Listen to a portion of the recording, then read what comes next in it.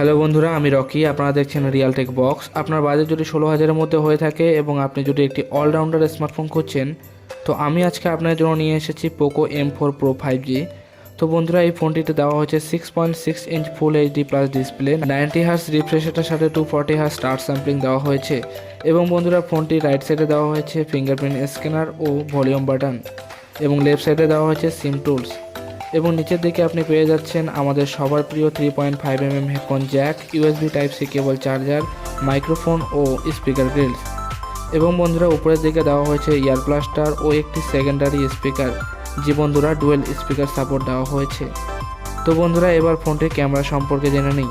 ফোনটির front camera 16 megapixel দেওয়া হয়েছে, যেটি ইনডোর এবং আউটডোরে ক্যামেরা পারফরমেন্স সত্যি অনেক ভালো।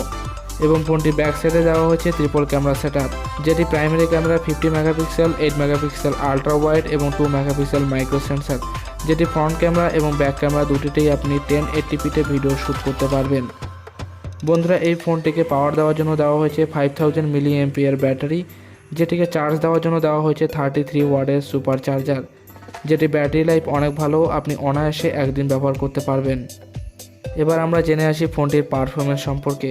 ফোনটিতে দেওয়া হয়েছে MediaTek ডায়মন্ডসিটি 810 MIUI 12.5 based on Android 11।